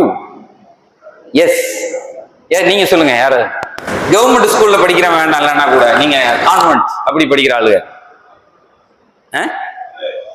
யாரு சொல்லியா? நான் காலேஜ்ல போனோடனே முதல்ல கேட்டுருவேன், இந்த ஏதாவது ஒரு கேள்வி கேட்டு, இந்த கான்வென்ட்ல படிச்சவங்கலாம் யாரு, இந்த இங்கிலீஷ்ல அந்த இதுல ஆங்கிலோ இந்தியன் எந்திரி அப்படிமே அவன் எழுந்திருப்பான், பதில் சொல்ல மாட்டான். எவ்வளோ அவங்க அப்பா ஃபீஸ் கட்டினாரு? 80,000 சாருமா. அதுக்கடுத்து வரிசையா கேட்டுக்கிட்டே வருவேன். 60,000, 40,000. அப்புறம் கவர்மெண்ட் ஸ்கூல் இருப்பான், அவனெல்லாம் விட்டுட்டு அந்த பயலுக்கு பேரே 80,000 ஆக்கிறது. 80,000 எந்திரி அப்படின்னு அவ்வளவு கட்டி படிக்க வச்சு பேதன்னு முடிக்கிறானே. விஷன் மிஷன்னா நம்ம வாழ்க்கையினுடைய நோக்கம். பெருமானார் 5 விஷயத்த சொல்லித்தனாங்க. அதுல முதல் விஷயம் என்ன தெரியுமா? இப்ப நீங்க எல்லாம் யங்ஸ்டர்ஸா இருக்கிறதுனால சொல்றேன், அல்லாஹ் நாளைக்கு அதைத்தான் கேட்பான். Vision mission. பெருமானார் தொழுவ சொன்னாங்க. உங்களுக்கு எல்லாம் எப்படி சொல்லி கொடுத்துருக்காங்கன்னா, தொழுவ சொன்னாங்க, நோன்பு சொன்னாங்க, ஜக்காத்து, அதெல்லாம் கடமை. அதை செய்யாட்டி அது செய்யாட்டி என்னது? ஆனா இன்னும் சில விஷயங்களை பெருமானார் சொன்னாங்க. அதுக்காக வேண்டிதான் குர்ஆன் இறங்குச்சு, அதுக்காக வேண்டிதான் ஹதீஸ் வந்துச்சு, அதுக்குதான் பெருமானார் நம்ம கூட இருந்து வாழ்ந்து காட்டினாங்க. அந்த 5 விஷயம். எத்தனை விஷயம்? 5 விஷயம். அதுல முதலாவது விஷயம் ஹிஃபாதத்துன் நஃப்ஸ், உயிரையும் உடலையும் பேணுவது. அதுதான் முக்கியமான விஷயம். இஸ்லாத்தினுடைய அடிப்படை என்ன தெரியுமா? உயிரையும் உடலையும் பேணுவது. மக்கால இருக்கக்கூடிய காலத்துல முழுசா 12 வருஷம் இந்த வேலையை தான் பார்த்தாங்க. 13 வருஷம் பெருமானார் இந்த வேலையை தான் பார்த்தாங்க. என்ன அப்படின்னா, சஹாபாக்கள் அப்படியே அரவணைச்சு பிடிச்சுக்கிட்டாங்க. உயிரை விட்டுறக்கூடாது, உடலை விட்டுறக்கூடாது, பாதுகாப்பா இருக்கணும். உடலை பாதுகாக்கிறதுக்கு என்ன செய்யணும்? ஹெல்த்தி ஃபுட் சாப்பிடணும், நல்ல எக்ஸசைஸ் பண்ணணும், எல்லாமே செய்யணும் அப்படின்னு சொல்லிட்டு எக்ஸசைஸ் பண்ண வைப்பாங்க. எப்படி? குதிரை ஏற்றம், அம்பெறிதல், இதெல்லாம் பண்ணுவாங்க. ரெண்டாவது உயிர் பாதுகாப்புக்கு நாயம் ஸல்லல்லாஹு அலைஹி வஸல்லம் கெட்ட உணவுகளை சாப்பிட விட மாட்டாங்க. நான் இந்த மேல படிச்சேன் இல்லையா, இன்னைக்கு என்ன சார் நம்ம எல்லாம் சாப்பிடுறோம்? உனக்கு பிடிச்ச சாப்பாடு என்ன? பிரியாணி. கரெக்டா சொன்னான் பாரு. உனக்கு இது இந்த ஸ்நாக்ஸ் ஐட்டத்துல அப்படி என்ன பிடிக்கும்? லேஸ் பிடிக்கும். இதைத்தான் எதிர்பார்த்தேன். இதே மாதிரி இன்னும் நல்ல உங்களுக்கு என்னத்தான் பிடிக்கும் ஸ்நாக்ஸ்ல? மறந்து போச்சா? முறுக்கு பிடிக்கும். நீங்க என்ன இன்னும் வரல? என்னையா பிடிச்ச சாப்பாடு என்ன? சும்மா ஒரு அதனால நாளைக்கு காலையில வீட்டுக்குலாம் வந்துட மாட்டோம் நாங்கெல்லாம். இவங்க வந்துட போறாங்கடா மொத்தமா சேர்ந்து. அல்வாவா? கடலை மிட்டாய். இங்கிட்ட இங்க நீங்க சொல்லிட்டா. நீங்க நீங்க நீங்க என்ன சொல்லுங்க, என்ன ஸ்நாக்ஸ் என்ன பிடிக்கும்? இப்ப நம்மெல்லாம் நீங்க எல்லாம் லோக்கல், கொஞ்சம் மதுரையில போய் கேட்டான்னு வைங்களேன், இதெல்லாம் சொல்ல மாட்டாங்க. இந்த இதை சொல்லுவான், லேஸு, அப்புறம் பர்கரு, அப்புறம் பீஸா. அதெல்லாம் நமக்கு சாப்பாடு ஆயிடுச்சு, நல்லா சாப்பிட்றான். நான் காலேஜ்ல துபாயில இருந்து வந்த புதுசுல ஒரு பையன் என்கிட்ட வந்தான். சார் நீங்க துபாயில இருந்தீங்களாம்ல? ஆமா சார், உங்கள்கிட்ட ஒரு கேள்வி கேட்கணும் சார். கேளுடா அப்படின்னு. இந்த இங்கேயே இந்த பீஸாலாம் இந்த இவ்வளவுதான் சார் இருக்கு, 300 ரூபாங்கிறான். இந்த இவ்வளவு சும்மா ஒரு கையளவு இருக்கு சார். துபாயில எல்லாம் எப்படி சார் இருக்கும்னா அவனுக்கு ஒரே ஆனந்தம். நல்லா பெருசா, இவ்வளவு பெருசா இருக்கும் போது அப்படின்னு சொல்லிட்டு இவர் எதையோ சொல்ல போறாரா அப்படின்னு சொல்லிட்டு என்கிட்ட கேட்டான். ஏன்டான்னு. இல்ல சார் ஒரு சந்தோஷம் தான், 300 ரூபாய்க்கு சின்னதை இவ்வளவுதான் சார் தர்றான். அப்படித்தானே? எனக்கு தெரியல. எனக்கு உடனே நான் சொன்னேன், பீஸான்னா உனக்கு என்னன்னு தெரியுமாடா அப்படின்னு கேட்டேன். சரியாதான் சாப்பிட்டுருக்கேன் சார், நல்லா இருக்கு. நீங்க வேற ஏதோ அங்க பார்த்தது சொல்ல போறேன், சொல்லுங்க சார். அந்த நீங்க வா, உங்க அம்மா தோசை சுடுமான்னு கேட்டேன். தோசை? ஆமா எங்க அம்மா தோசை சுடும்னா. அதைத்தான் சார் அளவு டெய்லி போடுறாங்க சொல்றான். இந்த அம்மாக்களுக்கு அறிவே இல்லை. ஒண்ணு இட்லி இல்ல தோசை. இதை விட்டா நம்ம வீடுகள்ல அந்த மாதிரி நல்ல அந்த பெரிய பீஸா அது சாப்பிடணும் சார். நான் சொன்னேன், அந்த தோசையை சுட்டு அதுல கொஞ்சம் மூக்கு செளிய சிந்தனன்னு வையன்னு. அதே இப்படி பார்த்தோம், என்ன தேட சொல்றாங்க, அதுக்கு பேரு தாண்டா பீஸான்னு.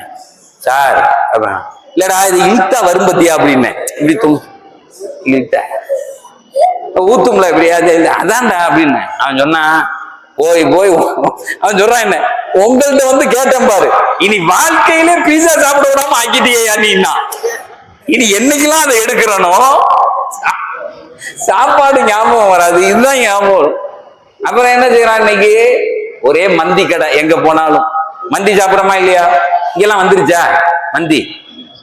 ஆமா. காலேஜ்ல எங்க பசங்கள்ட்ட கேட்டேன், ஏன்டா மந்தின்னு பேர் வச்சான் அப்படின்னு. அவன் சொன்னா தொந்தி வளர்க்கன்னா. ஒரு பையன் நல்ல தொந்திய வளர்க்கறதுக்காக வேண்டி மந்தின்னு பேர் வச்சுட்டாங்க சார்.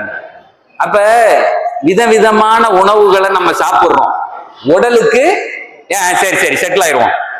உடலுக்கு ஏற்றுக்கொள்ளாத உணவுகளை சாப்பிடக்கூடாதுன்னா ரசூல்லா என்ன செய்யணும்? உடலுக்கு எதெல்லாம் ஏத்துக்காதோ, எப்படி சார் அதை கண்டுபிடிக்கிறது? நம்ம ஊர்ல எது கிடைக்குமோ அதுதான் நமக்கான சாப்பாடு. அரிசி, கோதுமை, இதெல்லாம் தக்காளி, கத்திரிக்காய், அது நமக்கானது, அது சாப்பிடணும். பார்த்து பார்த்து உங்களுடைய உணவை நீங்கள் சாப்பிட வேண்டும் என்று பெருமானார் சொல்றாங்க. அதுதான் ஹெல்த்.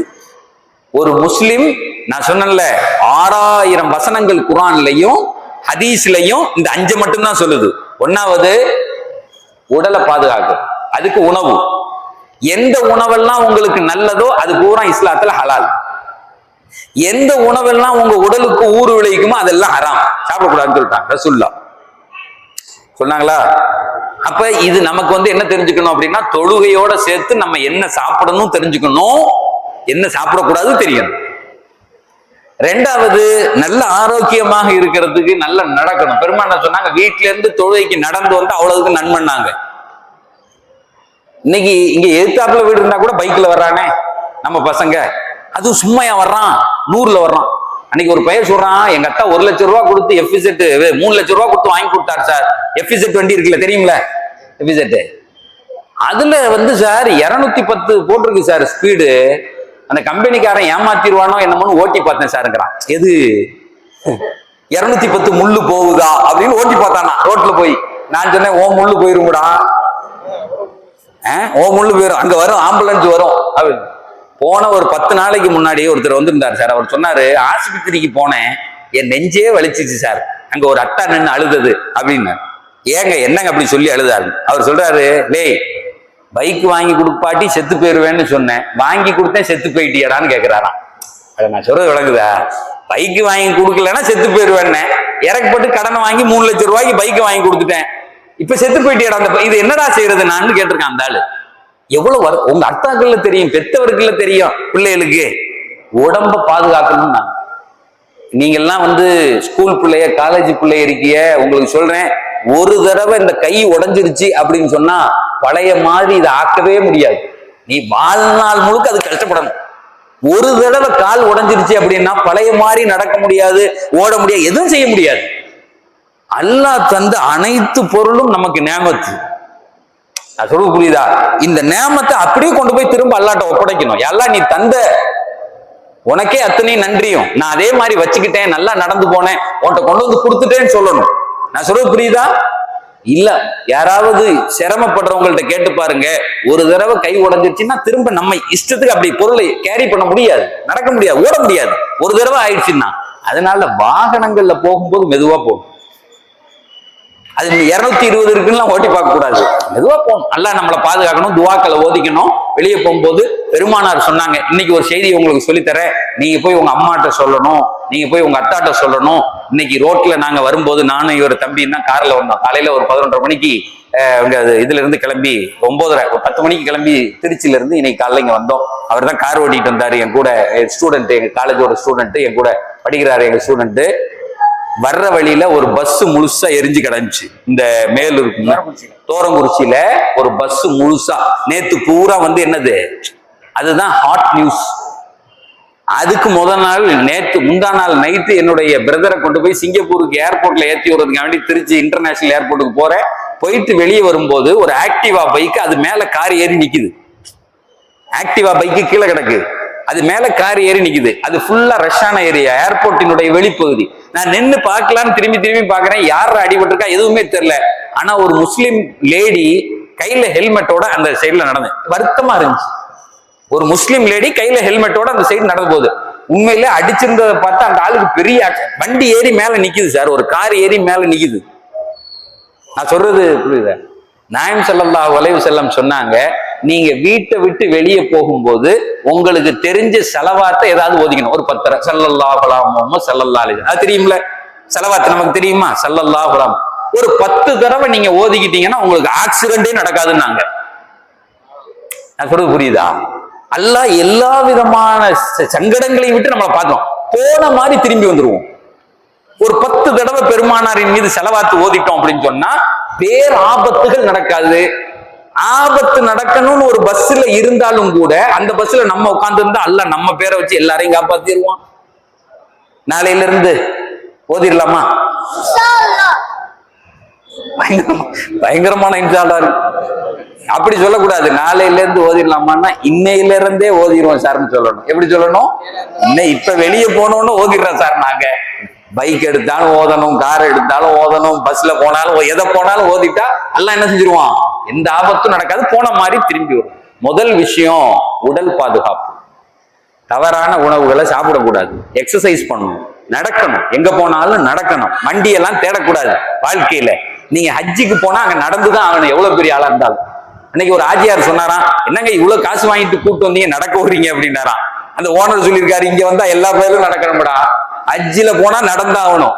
தவாஃபுக்கு வண்டியில எல்லாம் கூப்பிட்டு போக மாட்டாங்க, நடந்தான் போகணும். ரூம்ல இருந்து அங்க நடந்தான் போகணும். அதனால அல்லாஹ் நமக்கு செஞ்ச பெரிய உதவி என்ன தெரியுமா? ரசூலுல்லாஹ் சொன்னாங்க, ஒரு 8க்கு ஒரு நன்மை. தொழுவ வர்றமா, ஒரு 8 வச்சா ஒரு நன்மை. அல்லாஹ்விடத்துல ஒரு நன்மைங்கிறது 10 மடங்கு. அல்லாஹ் என்னைக்கு 1க்கு 1 தரமாட்டான், ஏன்னா அவன் ஸ்டைல்ல கொடுப்பான். 1க்கு 10. வீட்டுல இருந்து பள்ளிக்கு தொழுகைக்கு நடந்து வந்தா 10, ஒவ்வொரு 8க்கும் 10 நன்மை. எவ்வளவு நன்மை கிடைக்கும்? முதல் செய்தி ஆரோக்கியம், உடல் ஆரோக்கியம். 2வது செய்தி ரசூலுல்லாஹ் சொல்றாங்க, மன ஆரோக்கியம், மென்டல் ஹெல்த். எதெல்லாம் நம்முடைய மென்டல் நிலையை பாதிக்குமோ, அறிவை பாதிக்குமோ அதெல்லாம் செய்யக்கூடாதுன்னாங்க. எதெல்லாம் அறிவை பாதிக்கும்? எதெல்லாம் அறிவை பாதிக்கும்? மொபைல் யூஸ் பண்றது, வேற போதைகள், போதை வஸ்து இருக்கு இல்லையா, அது சாப்பிட்டா என்ன செஞ்சிடும், கொஞ்ச நேரத்துக்கு ஒன்னும் மங்குன்னு இருப்பான், முழுங்குன்னு இருப்பான், ஒன்னும் விளங்காது. அதெல்லாம் சாப்பிடக்கூடாதுன்னு. அன்னைக்கு ஒரு ஊருக்கு பயானுக்கு போனேன். அந்த பள்ளியில கிரிக்கெட் விளையாடிக்கிட்டு இருந்தாங்க அந்த பசங்க. தொழுக நேரம் ஆயிடுச்சு, தொழுக வர்றான், நான் ஒது செய்ய போறேன். நிறைய முஸ்லீம்கள் வாழ்ற ஊர். அந்த பையன் வித்தியாசமா செயல்படுறான். எனக்கு முன்னாடி ஒது செஞ்சுக்கிட்டு இருக்கான். என்னை பார்த்த உடனே அவனுடைய ஆக்ஷனே வித்தியாசமா இருந்துச்சு. நான் ஏன்டா இவன் ஒரு மாதிரி இருக்கான், தெரியும்ல ஒரு பையன். உடனே அவன் ஒது செஞ்சுட்டு போயிட்டான். அப்புறம் போய் நான் ஒது செய்யறது கையெல்லாம் தூக்கிட்டு பார்த்தா இந்த கூல் லிப்னு ஒண்ணு இருக்குல்ல, உங்களுக்கு எல்லாம் தெரியும்னு நினைக்கிறேன். அது அந்த பையன் போட்டுட்டு துப்பி இருக்கான். அதை தள்ளி விடுறதுக்காக வேண்டி அவன் முயற்சி பண்ணிருக்கான், அது போகல. வேற யாரோ பின்னாடி தாடி இனி வச்சு நிக்கிறாரு. பார்த்தா பாவா இந்த ஆளு ஏதாவது நம்மளை திட்ட போறா அப்படின்னு சொல்லிட்டு, நான் வாத்தியாருன்னு தெரியாது, இத பல ஊர்ல போய் பாத்தியா போதுவேன்னு அவனுக்கே தெரியாது. அவன் இப்படியே காலால தள்ளலாம், போகலன்ன உடனே போயிட்டான், தொழுகிறான். அவன் என்ன செய்யறான், தொழுகிறான். ஆனா இது என்ன சாப்பிட்டாங்கிறது அவனுக்கு தெரியல. இது சும்மா ஏதோ ஒரு பாக்கு பொழுக்கு. அவன் எங்க காலேஜ்ல ஒரு டாக்டரை கூட்டிட்டு வந்து நாங்க சொன்னோம், சார் இந்த பசங்களுக்கு சொன்னேன். அவர் முதல்ல சொன்ன வார்த்தை, எவன் ஒருத்தன் கூலிப் பயன்படுத்துறானோ, நல்லா கேட்டுக்குங்க, கூலிப்புங்கிறது இந்த சாதாரண கடையில கொடுக்குறான்ல இந்த தலைவாணி மாதிரி கூலிப் அப்படின்னு சொல்லிட்டு பாக்கு மாதிரி, இதை எவன் ஒருத்தன் போடுறானோ அந்த டாக்டர் சொன்னாரு, சார் அவனுக்கு கேன்சர் வரும், அவனுக்கு பிபி வரும், அவனுக்கு சுகர் வரும், அதெல்லாம் ஒன்றும் பிரச்சனை இல்லை சார். ஒன்னே ஒண்ணுதான், அவனால குழந்தை வைக்க முடியாது, கல்யாணம் பண்ண முடியாதுன்னு சொல்லிருக்காரு. நான் சொல்றது புரியுதா எவ்வளவு பெரிய பாதிப்புன்னு? அன்னைக்கு அழுது பிரயோஜனம் இல்லை, இவனால அன்ஃபிட் ஃபார் மேரேஜ் அப்படிங்கிறார். முஸ்லிம் பையன், தொழுகிற பையன் அங்க போட்டு துப்பிட்டு போறான் சார். எவ்வளவு வைத்தறிச்சலா இருக்கும். அந்த பையனுக்கு தெரியல. நான் எங்க கிளாஸ்ல அதுக்கப்புறம் வந்து சொன்ன உடனே 2 பசங்க வந்து அழுதுகிட்டே என்கிட்ட கேட்கிறான், அழுகுறான். ஏன் வாழ்க்கையில நான் கல்யாணம் முடிக்க முடியாது, எனக்கு புள்ள பிறக்காதுன்னா எவனும் அப்பெல்லாம் பொறுத்துக்க மாட்டான். நல்லா தெரிஞ்சுக்குங்க, எனக்கு இப்படி ஒரு சங்கடம் வரும் அப்படின்னு சொன்னா எவனும் அதை விட்டுட்டு போயிட்டே இருப்பான். நான் வாழணும்டா, அதுதானே முக்கியம். கல்யாணம் முடிக்கணும், புள்ள பெக்கணும், வீடு வாங்கணும், கார் வாங்கணும், அப்படித்தானே எல்லாம் நினைப்பான். இல்ல நான் இதை போடணும், கல்யாணம் முடிக்க கூடாது, வீடு வாங்க கூடாது, செத்து போகணும்னு எவனா நினைப்பானா? அதுக்கப்புறம் தான் மூளையை எதெல்லாம் பாதிக்குமோ செய்யக்கூடாதுன்னு நாங்க ரசூலுல்லாஹ். மூளையை எதெல்லாம் பாதிக்குமோ அதை பூரா இஸ்லாம் ஹராம சொல்லுச்சு. எதெல்லாம் மூளையை நர்ச்சு பண்ணுமோ அதெல்லாம் செய்யணும், கடமைன்னு சொல்லுச்சு. நான் சொல்றது புரியுதா? குர்ஆன் ஓதுறது மூளையை நர்ச்சு பண்ணும். தொடர்ந்து ஒரு இதுல வருது, ஒருத்தன் தொடர்ந்து குர்ஆன் ஓதுனா அவனுடைய கண்ணும் அவனுடைய மூளையும் பாதுகாக்கப்படும். 200 வயசு வரை வாழ்ந்தாலும் புத்தி தடுமாறாது. ஒரு இமாம் சொல்றாங்க 200 வயசு வாழ்ந்தார், 40 வயசுல மறந்து போச்சுங்கிறான் சார். இன்னைக்கு ஒரு காலத்துல எல்லாம் எத்தனை வயசானாலும் அவங்களுக்கு புத்தி கூப்பிடுவாங்க, பேர் சொல்லி கூப்பிடுவாங்க. எத்தான்னு 35 வயசாகி 40 வயசான உடனே பையன் சொல்றான், காலேஜ் பையன், சார் மறந்துருச்சு சாருங்கிறான். அப்படின்னா என்ன அர்த்தம்? அப்படின்னா என்ன அர்த்தம்? என்ன வாழ்றோம் அப்படி சொல்லுங்க பாப்போமே. இந்த மொபைல தள்ளிட்டா வாழ்க்கை முடிஞ்சு போயிருமா? இதே பார்த்து எவனாவது வாட்ஸ்அப் யூனிவர்சிட்டியில படிச்சு பட்டம் வாங்கியிருக்கானா? பேஸ்புக் யூனிவர்சிட்டியில படிச்சு பட்டம் வாழணும்ல, காசு வேணும்ல.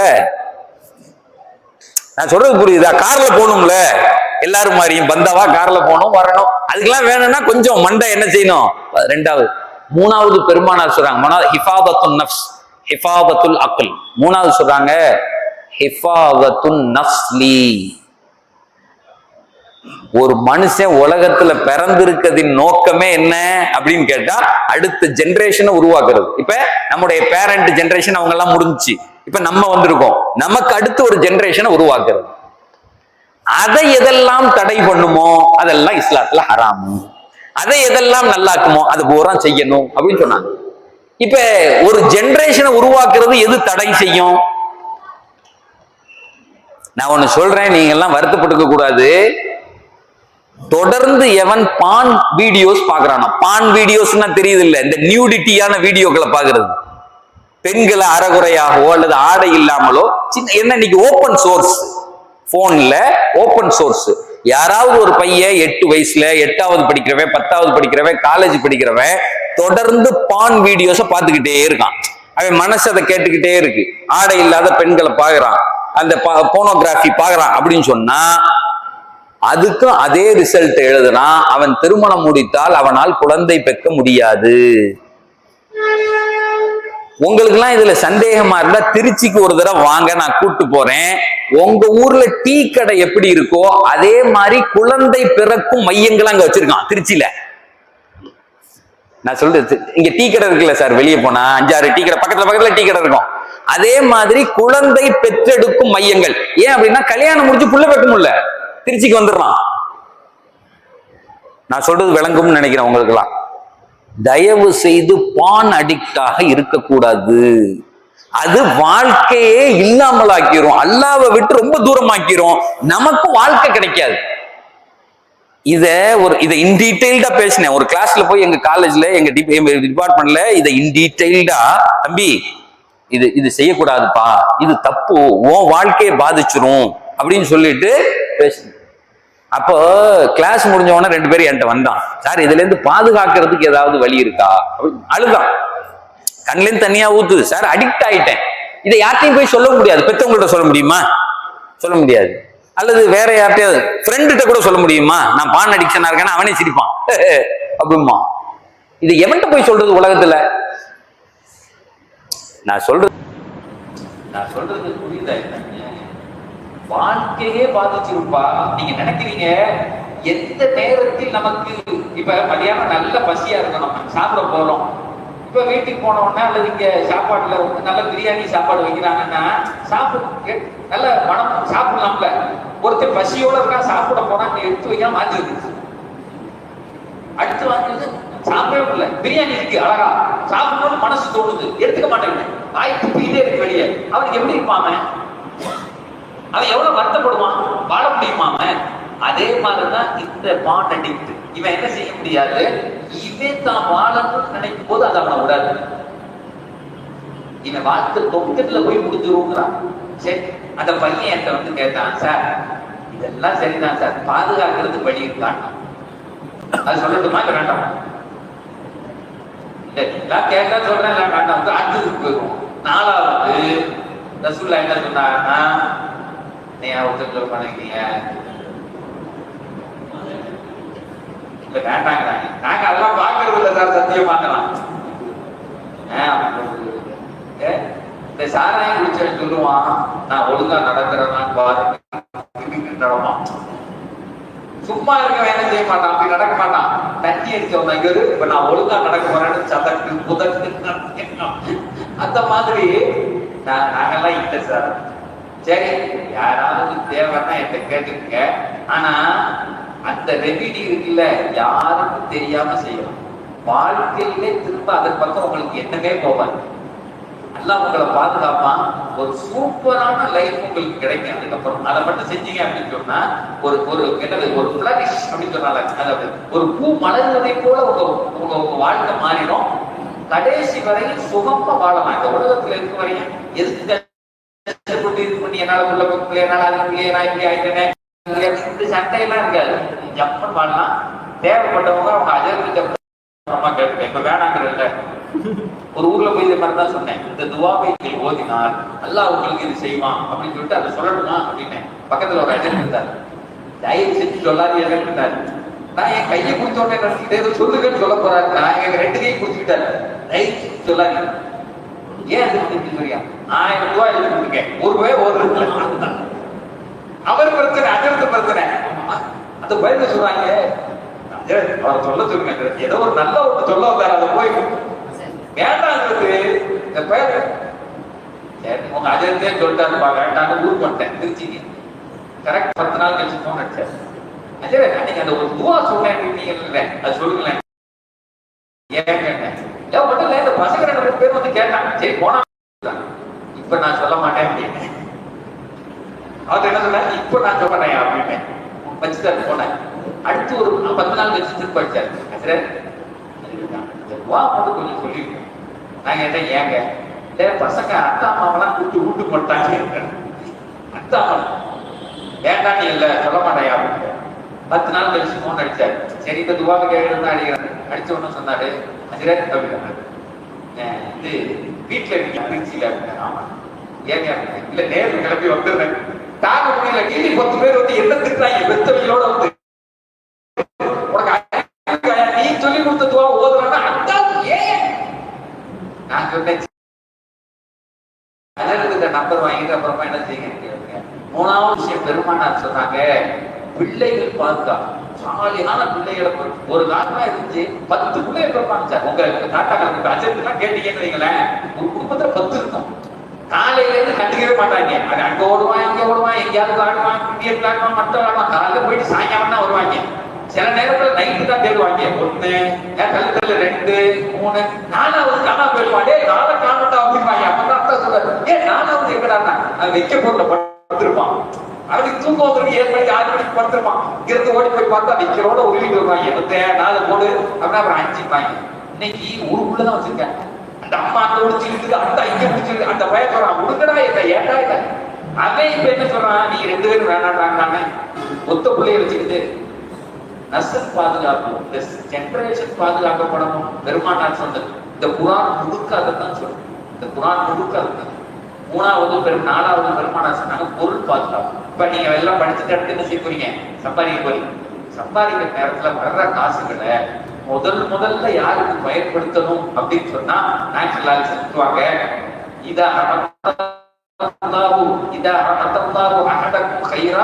உங்களிலே ஒருவருக்கு அல்லாஹ் ஒரு நலவை தந்தார், அல்லாஹ் காசு தந்தா முதல்ல நம்ம அனுபவிக்கணும். நிறைய பயிர்கள் அனுபவிக்கிறதே இல்லை, அதை சேர்த்து வைக்கலாம். 2வது நம்ம அத்தாக்கு அம்மாவுக்கு கொடுக்கணும். நீங்க செய்யற செலவுலே பெரிய செலவு, அழகான செலவு எது தெரியுமா, உங்க தாய் தந்தையர்களுக்கு நீங்கள் கொடுப்பது. ஏன் ரசூலுல்லாஹ் சொல்றாங்க, ஏன் நீங்க அந்த காசு கொடுத்தோம்னா அல்லாஹ் உங்களுக்கு அதே மாதிரி 2 மடங்கு திருப்பி கொடுப்பான். உங்க அத்தாக்கு காசு அனுப்பி அவங்க வயசாக இருப்பாங்க, நீங்க சம்பாதிச்சிருக்கீங்க, அது வரையும் உங்களுக்கு கொட்டி கொடுத்துருப்பாரு. ஆனா நீங்க சம்பாதிச்சு ஆரம்பிச்சோம்னா அவங்களுக்கு கொடுக்கறதுக்கு தோணாது, எண்ணி பார்ப்பான். அப்ப அத்தாவுக்கு காசு அனுப்பணும்னு அல்லாஹ் சொன்னா எவ்வளவு கொடுத்த, 10,000மா? மலக்க கூட்டு சொல்றான், இவர் அக்கௌண்ட்ல 20,000 ரூபாய் போடு. 20,000மா? இவர் அக்கௌண்ட்ல 40,000 போடு. நம்ம சம்பாதிக்கிற காசு முதல் தரம் நம்ம அத்தாவுக்கும் அம்மாவுக்கும் கொடுத்து அழகு பார்க்கணும். அத்தாவுக்கும் அம்மாவுக்கும் என்ன மரியாதை கொடுக்கணும்னு மார்க்கம் சொல்லுது, கண்ணை தூக்கி பார்க்க கூடாது. எப்படி பார்க்க கூடாது? உங்க அத்தாவையோ அம்மா தூக்கி பாக்குறவங்கள வெளியே போகும்போது அம்மா கேக்குது எங்கதான் போற அப்படின்னு சொல்லி சில நேரத்துல கேட்பாங்க வீட்டுல, எங்கதான் போற? உடனே நிறைய பேரு ஆரம்பிச்சிட்டியா காலையில அப்படின்னு. யார? அம்மாவை.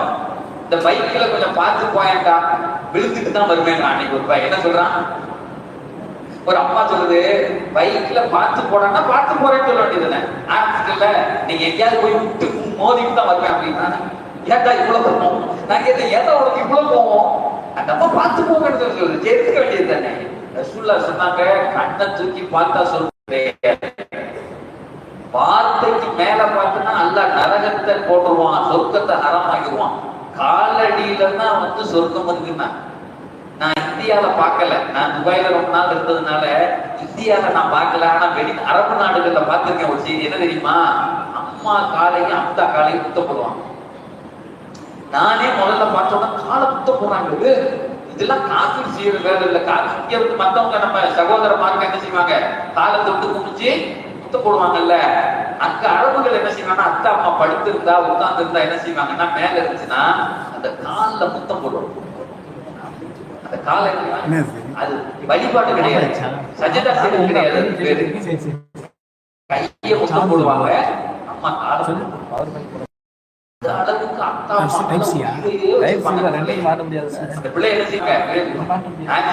சொல்றாங்க, இன்னைக்கு காலையில பிடிச்ச உடனே நீங்க எந்திரிச்சிட்டீங்க அப்படின்னு சொன்னா உங்க அம்மாட்ட போய் கேக்குறீங்க, நீங்க உனக்கு என்னமா வேணும் அப்படின்னு கேக்குறீங்க. இப்ப நீங்க எல்லாம் காலேஜ் பிள்ளைகளா இருக்கீங்க, அந்த மாதிரி ஏதாவது ஒரு வேலை சொல்லணும் அப்படி கேட்டீங்கன்னா 2 மலக்குகளை எல்லாம் இறக்குறான். அத்தா அம்மா இருந்தா 2 பேர், அம்மா மட்டும் அத்தா மட்டும் இருந்தா ஒரு ஆள். அந்த மலக்கு இறங்கி இப்படி கையை தூக்கி சொல்லுவாங்க, யா அல்லாஹ் இவன் இவங்க அம்மாட்ட என்ன வேணும்னு கேட்டு சந்தோஷப்படுத்திட்டான். இன்னைக்கு முழுக்க இந்த பையன் என்னெல்லாம் நினைக்கிறானோ அவ்வளவுதான் இனி செய்யும். அவனுக்கு சொர்க்கத்தை கொடுக்கும். சொர்க்கம்னா நினைச்ச உடனே நடக்கும். சொர்க்கம்னா வேற எதுவும் இல்லை. இந்த அங்க நிற்கும் மாம்பழம், எனக்கு மாம்பழம் வேணும், மாம்பழம் ஒத்துக்கும், அதான் சொர்க்கம். ஒரு பழம் இதை சாப்பிடணும்னோட பக்கத்துல வந்து அது பாட்டுக்கு ரோஸ்ட் ஆயிடும், அதான் சொர்க்கம். இந்த பையன் பரீட்சை ஹால்ல போய் உட்கார்ந்து இந்த கேள்விக்கு எனக்கு பதில்